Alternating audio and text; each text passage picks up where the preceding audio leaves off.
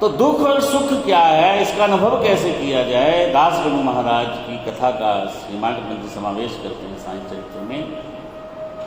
हेमांड पंच लिखते हैं कि एक बार दास गणु महाराज ने एक उपनिषद लिखा, एक किताब लिखी, जो कई ग्रंथों को मिलाकर एक टीका बनानी थी उन्होंने, जिसमें उपनिषदता की व्यवहारिक जीवन का उसमें विवरण देना था। तो उन्होंने बहुत प्यार से प्रेम से उस उपनिषद को लिखा, लेकिन सार नहीं लिख पाए उसका। इस पूरी पुस्तक का सार क्या है। जैसे रामायण का सार है कि जीना कैसे है, पत्नी को क्या फर्ज होते हैं, भाई के क्या फर्ज होते हैं, पिता का फर्ज क्या होता है, आचरण कैसे करना, व्यवहार करना, जैसे जीना सिखाती है। जैसे महाभारत का सार है कि मरना है, कोई आपके लिए अगर कुछ कर दे तो उसके लिए मरना कैसा है। कर्ण के लिए दुर्योधन ने उसको राजा बना दिया था, तो वही भार उसके सिर पे रहा, फिर वो भले गलत करता रहा लेकिन उसने निभाया कि किसी के लिए निभाना कैसे, किसी के लिए मरना कैसे है।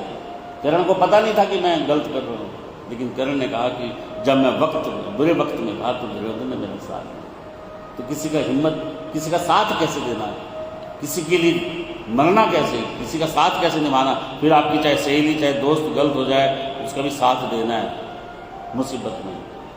ये महाभारत सिखाती है और रामायण सिखाती है कि जीना कैसे, फर्ज कैसे करना, आपने अपना कर्म कैसे निभाना है, आचरण कैसे करना है।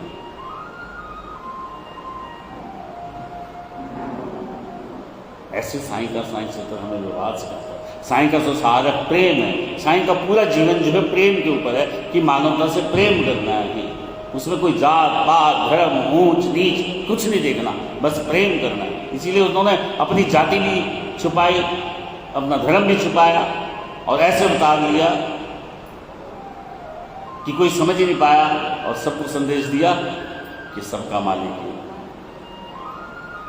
तो दास गणु महाराज असमंजस में पड़ गए कि कैसे इसका सार, इसका अर्थ क्या होगा। प्रस्ताव में रखा जाता है, शुरू में आता है।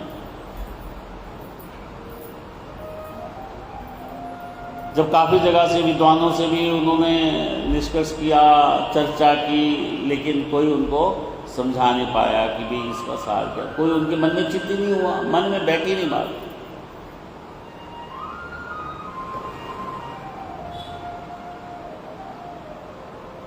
बड़े उदास हो गए, निराश हो गए। तो आखिर उन्होंने एक दिन निर्णय लिया कि चलो शिरडी चलते हैं, बाबा जी मेरी इस समस्या का निदान करेंगे। तो शिरडी जाता है, बाबा जी को नमस्कार करता है कि हे साईं, हे नाथों के नाथ, हे साईंनाथ, देखो बाबा जी मैंने ये ग्रंथ लिखा है लेकिन मुझे इसका सार समझ नहीं आ रहा है, इसका क्या सार है, इसका क्या अर्थ है। बाबा जी ने कहा अरे इसमें चिंता की क्या बात है भाई, और मैं क्या बताऊं इस सार के बारे में। तुझे तो जब वापस जाएगा ना दीक्षित जी के घर रुकना विले पार्ला में, वहाँ तेरी नौकरानी, उनकी नौकरानी ही तुझे समझाएगी इसका सार। और मस्जिद में बैठे हुए व्यक्ति सब बैठे हैरान हो गए कि बाबा जी क्या कह रहे हैं। बाबा जी ज्ञानी तो आप है, आप नहीं समझा रहे इसको, बता दो ना इसको क्या है सार इसका। अरे मैंने क्या बताना, इसको नौकरानी ही समझाएगी। दास गणु महाराज जी भी हैरान हो गए, लेकिन बाबा के वचन तो कानून होते थे, अगर बाबा ने कह दिया तो उसमें कुछ विधि होगी।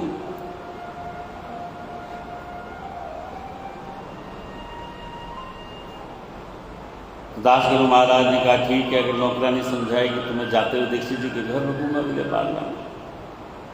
तो अगले दिन दास गणु महाराज गए और विले पार्ला में दीक्षित जी के घर ठहरे, रात को पहुंचे थे। तो जैसे सवेरे उठे तो भोर उठते उनके कानों में, जैसे वो उठे तो उनके कानों में एक भजन की आवाज़ आ रही है और गीत गा रही थी। कौन? नौकरानी बाहर बरामदे में झाड़ू लगा रही है और क्या गीत गा रही है? एक लाल रंग की साड़ी होती, पीला उसका गोटा होता। एक लाल रंग की साड़ी होती, पीला उसका गोटा होता। बीच बीच में उसके मोती होते, एक लाल रंग की साड़ी पीला उसका गोटा होता, बीच में उसके मोती होते,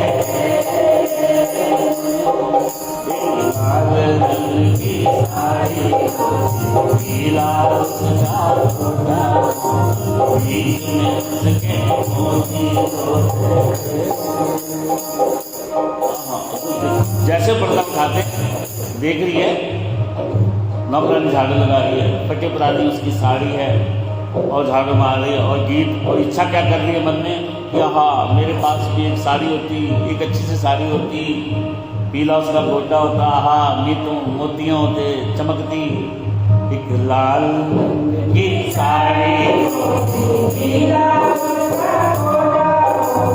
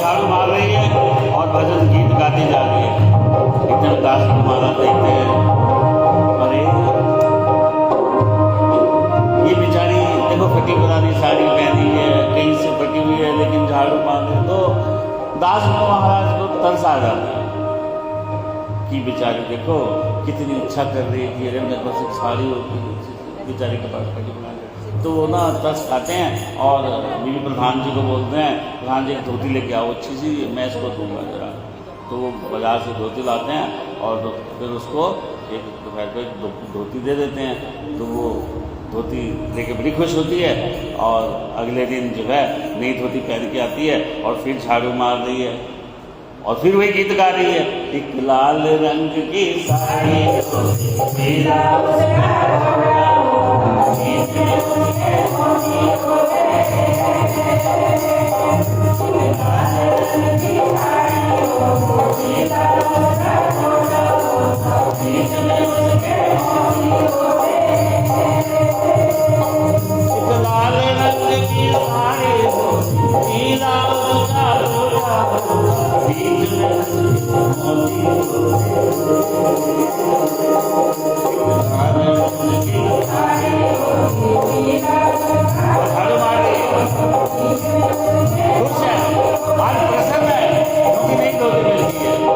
लेकिन तीसरे दिन क्या होता है, वो नौकरानी वही नई साड़ी संदूक में बंद करके रख देती है और फिर वही साड़ी पहन के आ जाती है और फिर झाड़ू मार रही है और फिर वही गीत गुनगुना रही है मुस्कुराते हुए, एक लाल रंग की साड़ी पीला उसका गोटा होता, बीच में उसके मोती होते,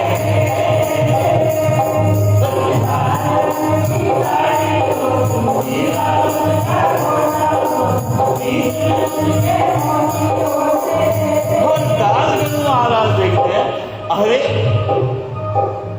ये फटी पुरानी साड़ी पहन के झाड़ू मार रही थी, मैंने सोचा ये इसलिए दुखी है, ये चाहती होगी कि मुझे अच्छी साड़ी मिले, ये तो इसीलिए गीत गा रही है, कल्पना कर रही है, सोच रही है मन में, इसकी इच्छा थी बेचारी की। फिर मैंने इसको नई साड़ी भी दे दी, उसको पहन के भी वैसी थी पहले दिन की तरह। फिर आज भी वही पुरानी साड़ी पहन के आई हो और उसको संभाल के रख दिया, लेकिन पुरानी साड़ी में ये फिर वही गीत गुनगुना रही है।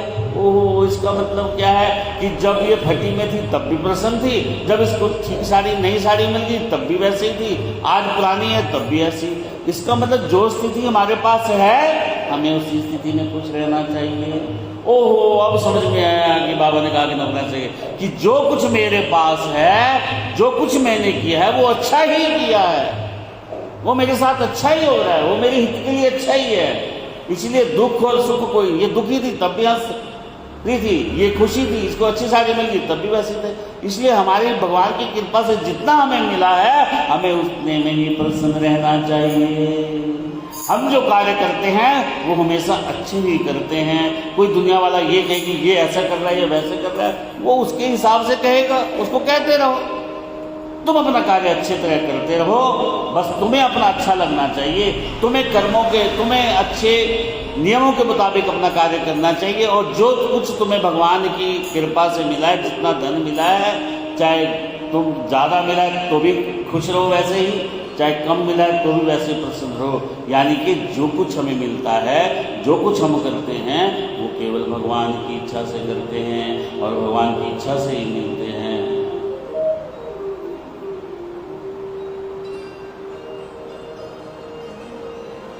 जाहे विधि राखे राम, ताहे विधि रहियो, जाके विधि रखो है ना, आता नहीं। जाहे विधि राखे राम, ताहे विधि रहियो, सीताराम सीताराम सीताराम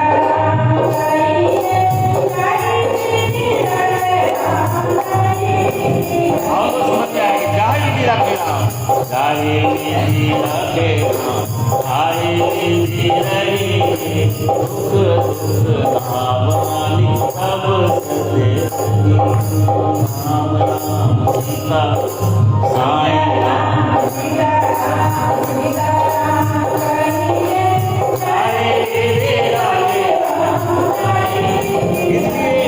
जिस हाल में भगवान हमें रख रहा है उस हाल में हमें प्रसन्न रहना है। जो कार्य मैंने किया है वो ठीक ही किया है, वो गलत नहीं किया है, इसलिए संतोष हो गया उनको समझ में आ गया कि मैं क्यों दर दर भटक रहा हूँ, मैं क्यों ज्ञानियों पे जा रहा हूँ, मैं क्यों इस विद्वान को पूछ रहा हूँ। अरे जो विद्वान है वो अपना दिमाग लगाएगा, वो तो गलती निकालेगा ही निकालेगा। अरे आपने जो अच्छा किया है बस वो भगवान को समर्पित कर दो, इसलिए जो मैंने लिखा है वो सही लिखा है। और उनको अनुभव हो गया कि सच में सुख और दुख केवल अनुभव करने की बात है। इसलिए जीवन में भी कष्ट आए, मुश्किल आए, एक जैसा रहिए और उस साईं का, उस पिता परमात्मा का धन्यवाद करिए। जय बोलो साईनाथ महाराज। और साईं से क्या कहना कि ये साईनाथ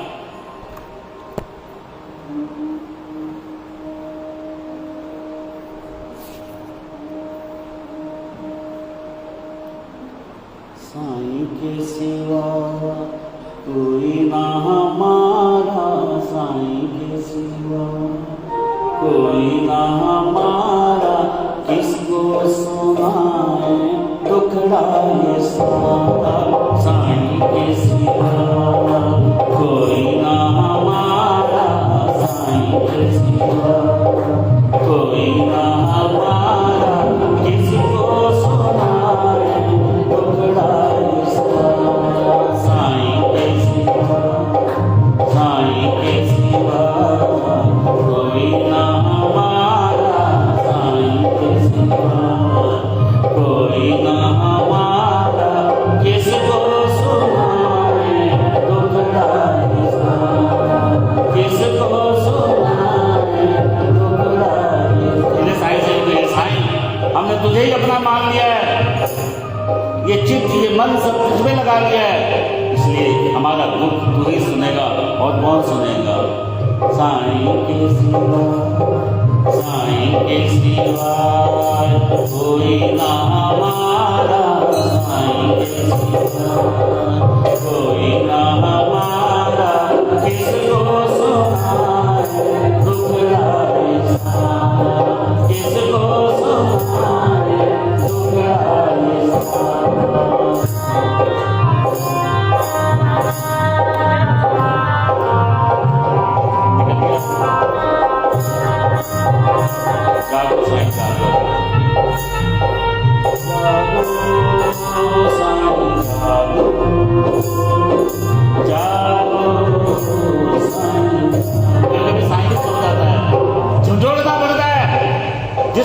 मानते हो, जिसको तुम इष्ट देव मानते हो, वो कभी कभी सो जाए तो उठाना पड़ता है कि हमारे मुश्किल, हमारे दुख, हमारे कष्टों को दूर कर। जागो साईं जागो, जागो साईं जागो, जागो साईं जागो,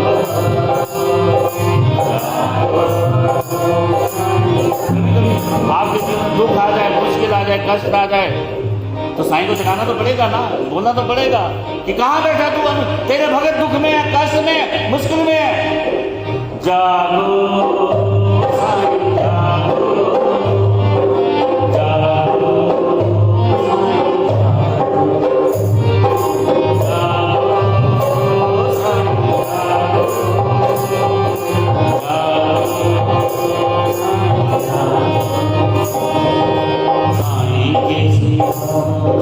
कोई ना हमारा साईं, कोई ना हमारा, किसको सुनाए दुखड़ा सारा, किसको सुनाए दुखड़ा सारा। साईं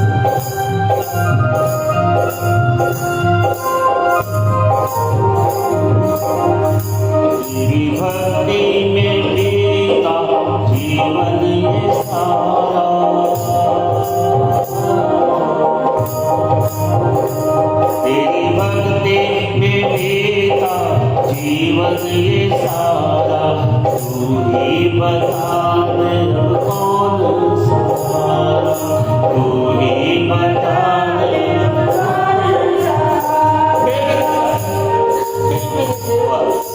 सारा जीवन तेरी पूजा करते करते, तेरा ध्यान करते, तेरा चिंतन, अब कष्ट आ गया, दुख आ गया, तो हे साईं बता कौन सुनेगा मेरे दुखों को, कष्टों, इसलिए जाग साईं जाग, हमारे दुखों को, हमारे कष्टों को, हमारे मुश्किलों को दूर कर।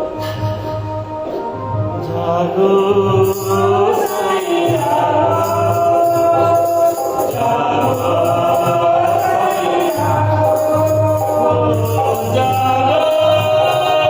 साईं जागो, जागो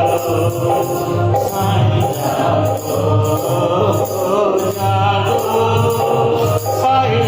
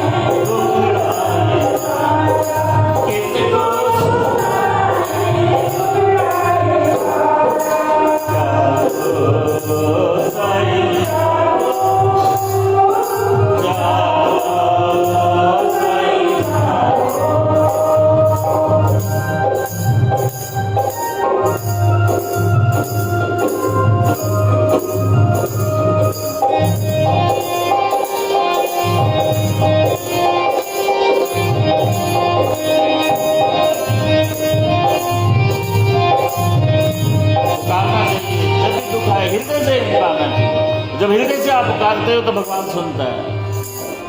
ओ तेरी भक्ति में बीता जीवन ये सारा, तेरी भक्ति में बीता जीवन ये सारा, तू ही बता दे अब कौन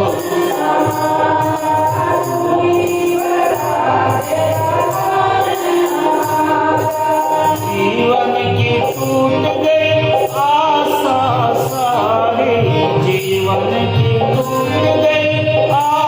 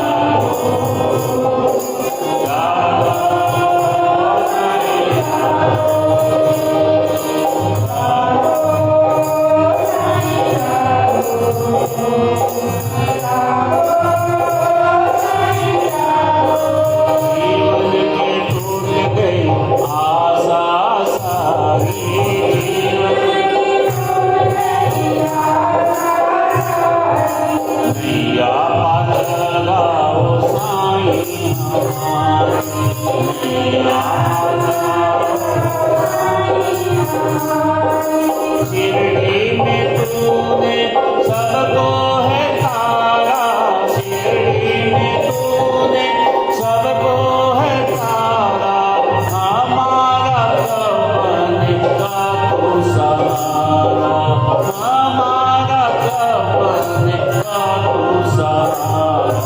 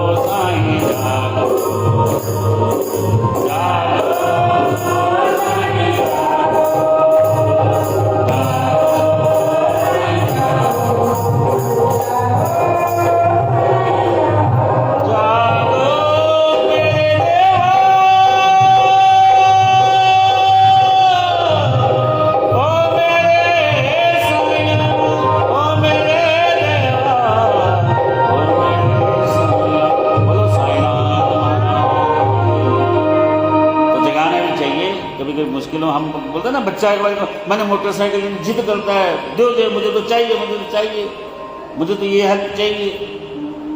तो जिद भी करना जरूरी है। भगवान के साथ कहो कि अब तेरे ही नाम तुम ले रहे हैं सारी उम्र, अब तेरा ध्यान कर रहे हैं, जब तुझे अपना मान लिया है, सब कुछ सुख दुख कष्ट विपदा सब तेरे अर्पण कर दिया है, माँ बाप भाई बहन मित्र सखा सब तुझे मान लिया है, तो हम कष्ट जब आएगा तो तुझे तो कहेंगे और किसको कहेंगे।